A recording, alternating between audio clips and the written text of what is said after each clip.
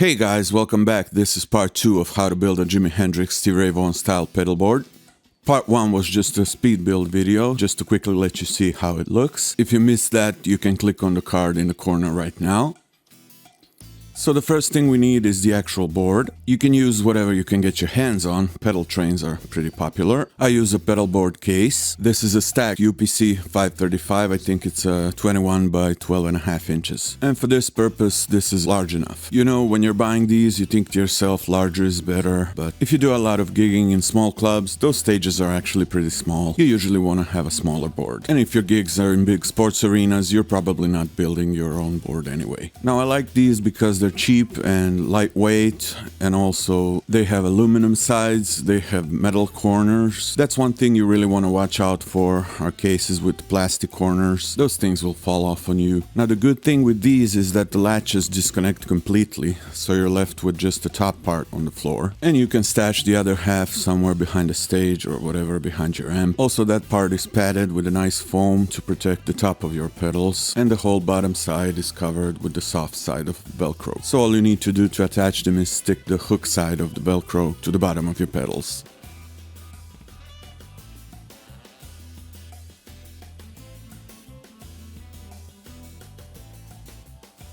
Now let's get on to the pedals. The main part of Jimi's sound, especially live, is a Fuzzface. And he used them a lot, not just for fuzz sounds, but also his clean sounds. What he would do is he would back off on the volume on the guitar itself. He would actually keep the fuzz on, and that's pretty much how he got a lot of sustain on his clean sound. Also what it does, it gives a lot of bite to his sound. Now if you were to put a full-size Fuzzface on this board, it would take half of your pedal board space. So what I found is this band of Gypsys mini Fuzzface does the job really well. The fuzz is really smooth, not too much of it, and it cleans up really nice. Now the thing about these is, if you want to use them like Jimi for clean sounds and you want them to clean up really nice, the most important thing is you can't really have any pedal with a buffer on it in front of this pedal. This pedal works best if it's first in the chain, if there's just a guitar in front of it. So this pedal is really going to define our pedal order. You know, it would make the most sense to start off with a tuner. Most people do that. But the Boss TU2 that I use has a buffer in it, so we really can't put it in front of this pedal because it wouldn't clean up like it's supposed to. This is the main reason why this board has a little strange order of pedals. Now if you want to know how this pedal sounds,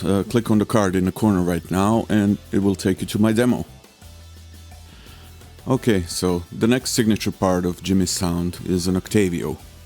It's that upper octave sound that you hear in songs like Purple Haze. Now the Octavio is actually a pretty cool pedal, but it's pretty huge and it has some disadvantages. For example, it doesn't have a power input, so you can only use it with a battery, which is not really convenient. For this reason, I have tried a lot of pedals to get that sound, and what I found works the best is this Fulltone Octafuzz. It's a really cool pedal that comes really close to the original Octavio sound, and I think it works really well. In addition to the octave sound, it also has a fuzz inside, and it has a little switch so you can turn the octave sound off. Now, this is a pedal that I use a lot in the combination with the Fuzzface, where both pedals are on. And the cool thing about this pedal is it has true bypass, so when the pedal is off, even though I put it in front of the Fuzzface to hear it, the Fuzzface still cleans up really nice. For this reason, this pedal is going to be first in our chain. And of course, if you want to know how it sounds, click on the card in the corner right now and it'll take you to my demo. You can't have a Jimi Hendrix pedalboard without a wah pedal, right? Now, both Jimi and Stevie used Vox Wah. I think they actually used the 845, which is discontinued, I think, and 847 comes pretty close. I have this old Rocktron Utopia wah, which also comes pretty close to that original sound. It looks pretty cool, and I already have it, so that's why I'm using it. If you have a Vox, use that.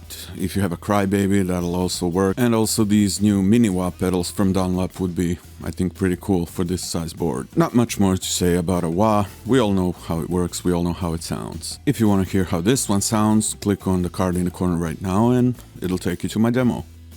So the next pedal is actually the Stevie part of this board. Jimi didn't use these. It's an Ibanez Tubescreamer. Stevie used an 808, a TS9, a TS10, whatever was around. It really didn't matter to him. You know, people are obsessing about the model and the chip, but Stevie would just use what he had at the time. The one that I use is a TS9DX. I got that one because it has a little more tonal options. In addition to the regular TS9 sound, it also has a hot mode, a plus mode, and a turbo mode. And those are just some tonal variations. It just adds a little more bass to the sound because we all know the Tubescreamer is pretty low on bass. It has emphasized mids.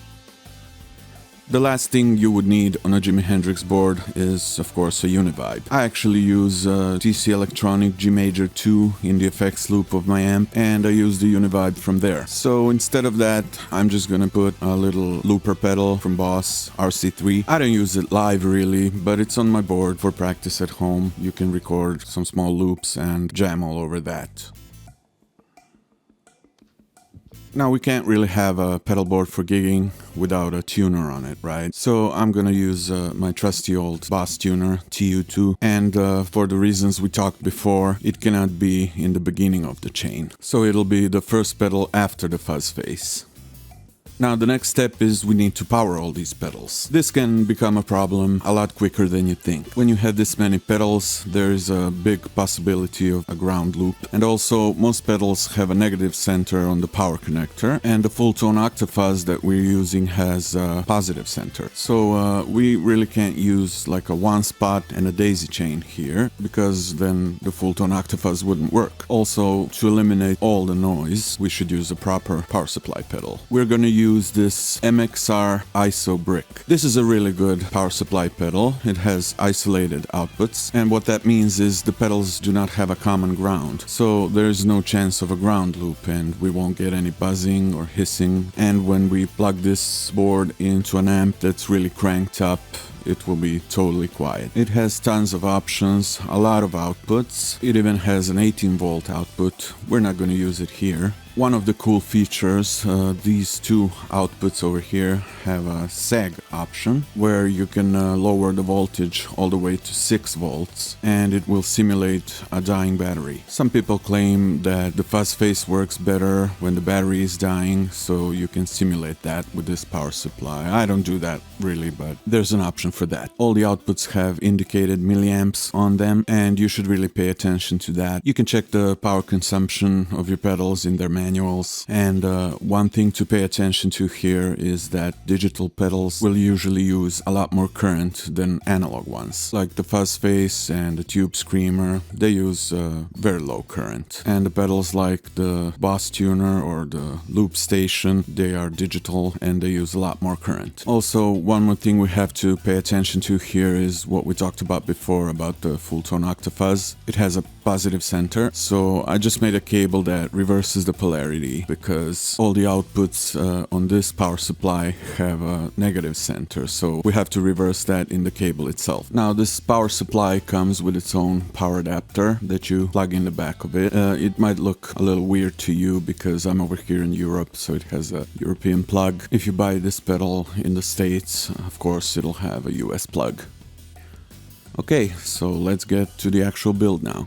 The one thing I want to mention before we start is where you place your pedals. If you have pedals that you switch a lot during the song, I recommend that you put them towards the bottom of your pedal board because it'll be a lot easier for you to switch with your foot. And if you, for example, put a pedal that you use a lot during songs on top, then there's a possibility when you step on it, you will change some of the settings of the pedal that's right below it. Okay, so first we will put the power supply here in the upper corner so it doesn't interfere with your switching and you don't accidentally step on it a lot.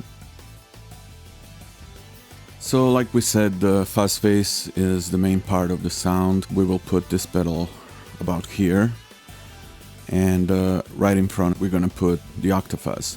Now, the reason for this is I've done a lot of experimenting with these two pedals working together, and if you put the Octafuzz after the Fuzzface, and the Fuzzface is turned on. When you switch on the octave, then you can't really hear the effect that good. It works a lot better if it's in front of the fuzz face. So for example, you're playing a song with a fuzz and in the solo you have to switch on the octave sound. When you switch it on and it's in front of the fuzz face, you can hear the effect a lot better. It's just the way these are built, and the octave effect is actually pretty subtle. It works the best if you use your neck pickup. You play somewhere around the 8th fret to the 15th fret.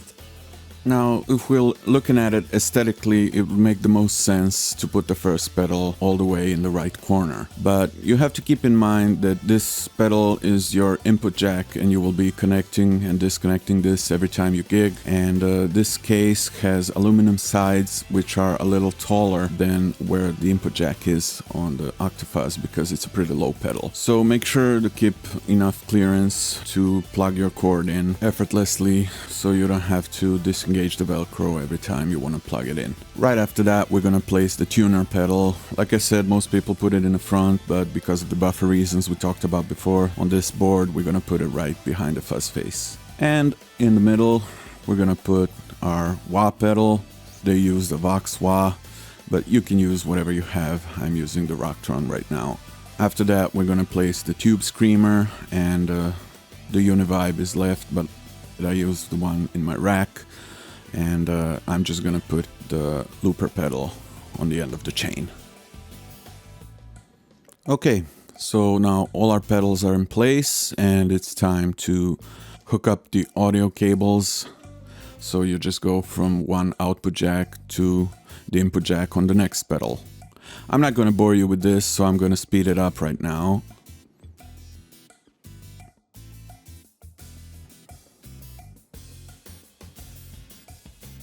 So now that all the audio cables are connected, it's time to connect the power to all the pedals. I'm gonna speed up this part too. You have to pay attention to the current that each pedal uses and choose the output jack on the power supply accordingly. Okay, so now that everything is connected, it's time for some cable management. People usually use zip ties. I didn't have any black ones right now, so I decided to use these black tie wraps that I have laying around. And because this video is already long enough, this part is also sped up. I really hope you guys liked it and I didn't bore you to death. If you want to hear how this board sounds live, click on the playlist in the upper right corner right now. If you have any questions, please post them in the comments below, and don't forget to like and subscribe. Also, make sure to check out our website. There's a lot more info over there. You guys have a great day, and see you next week.